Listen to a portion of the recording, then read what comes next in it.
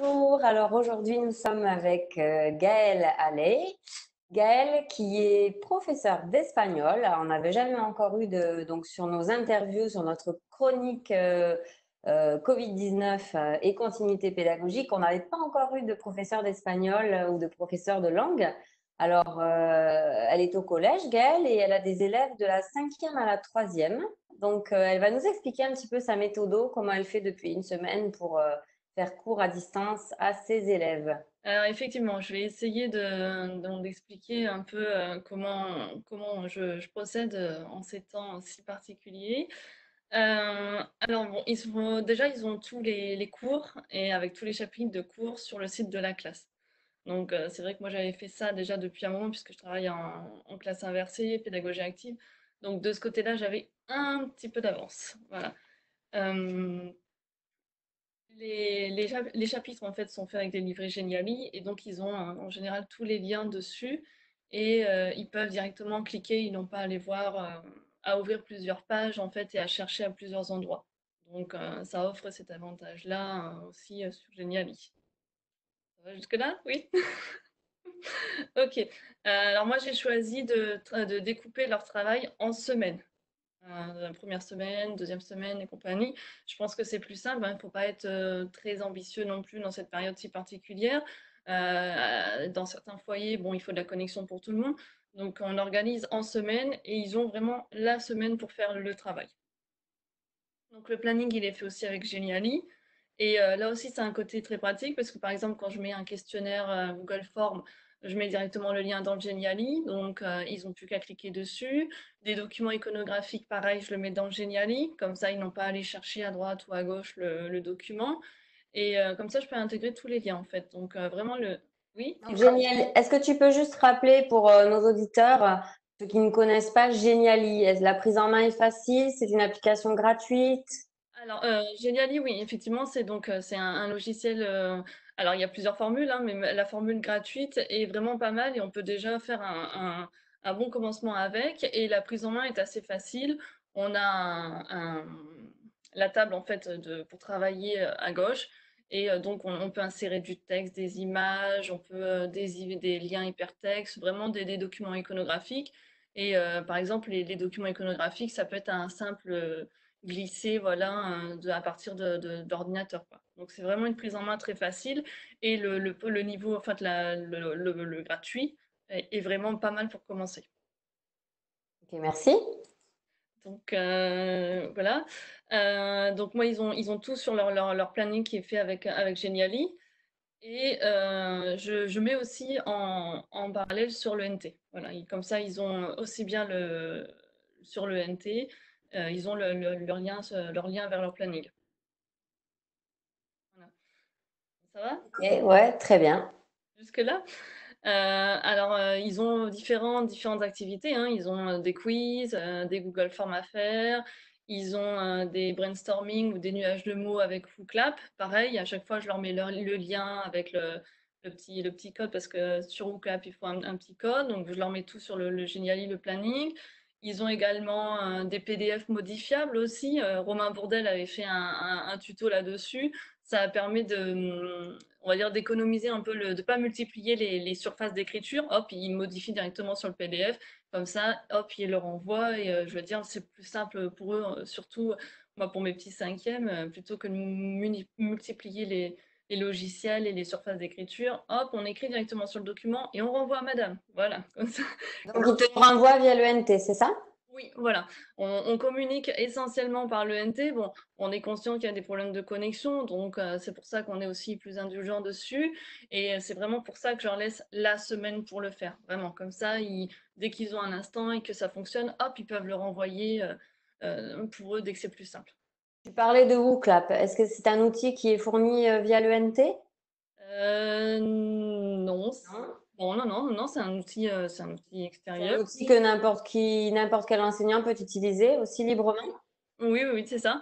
Et en fait, il offre différentes possibilités. Il y a donc nuage de mots, il y a des brainstorming avec ça fait des petits post-it en fait au niveau du design.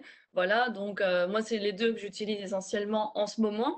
nuage de mots et brainstorming. Ça leur permet de travailler autour, par exemple, d'associations de mots. Là, on va faire un brainstorming autour des contes et des légendes en troisième. Donc, ça permet vraiment de travailler comme ça à distance et un peu de façon collaborative parce que je travaille aussi comme ça et c'est vrai que bon, cette situation si particulière rend le travail collaboratif un peu difficile. Donc, on essaie de trouver des stratégies pour garder une dimension collaborative au travail. Ok. Par rapport à cette dimension collaborative, j'ai juste une question. Romain, dans son interview, donc Romain Bourdelle avait parlé aussi de la collaboration qu'il devait avoir avec l'équipe enseignante, parce qu'effectivement, au collège, bah, il y a plusieurs enseignants. Donc, est-ce que les autres enseignants, bah, de tes élèves fonctionnent aussi de la même manière que toi, afin de ne pas multiplier les supports, en fait? C'est ce qu'il avait expliqué. Alors, effectivement, donc chez nous, tout le monde passe par le NT. Voilà, ça a été un peu voilà, le mode d'ordre. On s'est tous mis d'accord enfin, là-dessus. Et effectivement, tout le monde passe par le NT pour éviter de multiplier les plateformes. Maintenant, bon, je sais, j'ai vu que des collègues qui étaient plus ou moins en difficulté avec ben, des soucis de connexion, malheureusement, hein, ont créé voilà, des drives. Voilà. Donc, je sais que certains ont des drives et sinon, on fonctionne tous essentiellement par le NT. Ouais. Voilà. Ok, très bien. Donc, vu qu'on est en cours de langue, Ouais. j'imagine que les élèves doivent aussi rendre du travail à l'oral. Alors, qu'est-ce que tu préconises? Comment ils procèdent? Alors, donc en réception, compréhension orale, donc en général, moi j'ai les fichiers MP3 donc que je leur envoie avec ben, tout simplement un Google Form, voilà, donc ils remplissent le questionnaire et je leur laisse quelques jours et ensuite je leur envoie voilà, la correction.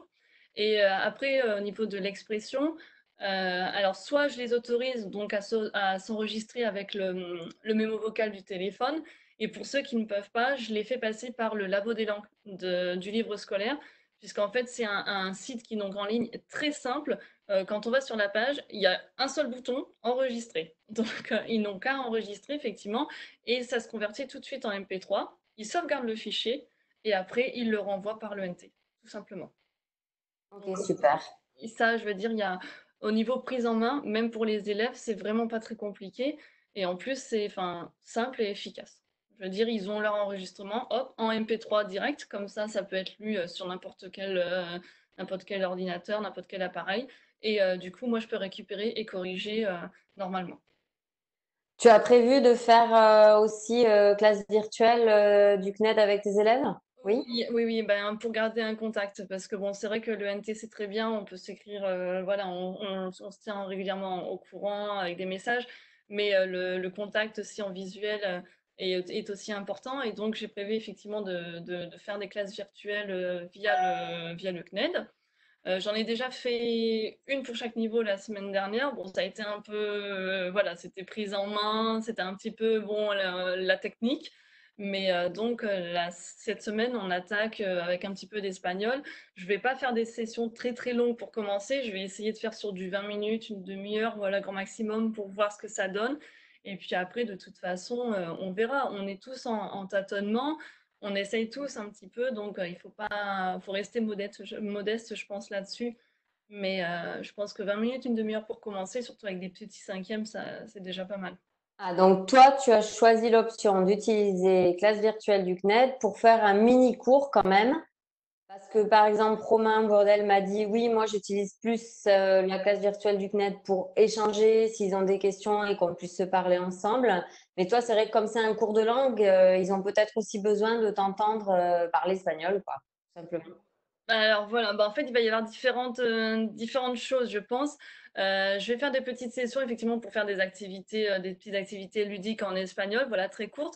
Mais je me garde le droit aussi de faire une classe virtuelle, par exemple, pour faire un débriefing sur un document, ou alors une session questions en direct sur des choses qu'ils n'ont pas compris. Et pourquoi pas annoncer aussi le travail à venir, le planning de la semaine à venir, avec éventuellement déjà des petites pistes pour le travail de la semaine à venir. Et je pense qu'il peut y avoir, au fur et à mesure du temps, si tu veux, on va ajuster. Et je pense qu'il va y avoir plusieurs choses. Mais effectivement, je me garde le droit de faire des sessions que en espagnol pour essayer de garder un contact avec la langue aussi. Il n'empêche que je leur ai donné, voilà, sur l'idée d'une collègue, Cecilia Pinto, qui avait lancé l'idée, voilà, je leur ai donné aussi des petites chansons pour essayer de travailler un peu l'oreille. Et écoute, on fait comme on peut et on essaie de maintenir un contact avec la langue le plus authentique possible. Ouais, après, ça fait une semaine, donc bon, ça a le temps de se mettre en place aussi au fur et à mesure, quoi. C'est ça. Tu as déjà mis en place beaucoup de choses en une semaine. Oui, on fait au mieux, c'est vrai, on fait au mieux. Mais tu vois, il y a des choses déjà qu'on réajuste parce qu'on dit, bon, ça n'a pas trop bien marché, donc on réajuste. Et de toute façon, on va voir avec le temps, ça va nous permettre de devenir, enfin, de faire des choses un peu mieux, on va dire comme ça. Bon, mais est-ce que tu avais quelque chose à ajouter, Gaëlle? Sur le suivi peut-être, le suivi, moi j'ai adopté l'image l'idée de Marie et c'est vrai que j'ai fait un tableur, alors moi via Idoceo sur iPad et ça permet vraiment d'avoir un visuel tout simplement quand le travail est rendu, donc je mets un vert et quand c'est pas rendu rouge, hein, c'est voilà, c'est un code on va dire bicolore assez basique mais c'est très visuel et ça permet tout de suite de voir voilà, de voir au niveau du travail et du rendu. Et les feedbacks, je propose alors soit des petits podcasts pardon, de correction, ou alors je corrige les travaux écrits, j'envoie les commentaires à l'écrit. Mais il faut effectivement, il faut garder ce feedback parce que c'est important pour eux, même pour leurs travaux. Et il faut essayer de le conserver au maximum, même si c'est pas évident à distance. Tu as combien d'élèves en tout? J'ai combien? J'ai pas compté. C'était Ouais. Combien de classes? j'ai 8 classes. Voilà, j'ai 8 classes. Ah oui. trois. Donc c'est quand même très important, ouais. Ouais, voilà, 3 cinquièmes, 3 quatrièmes et 2 troisièmes. D'accord. Ben écoute, Gaëlle, je pense que ça aura été utile, on l'espère en tout cas, On espère. aux autres enseignants au niveau collège et aux autres profs de langue. Et ben merci, bon courage à toi. Merci, bon courage.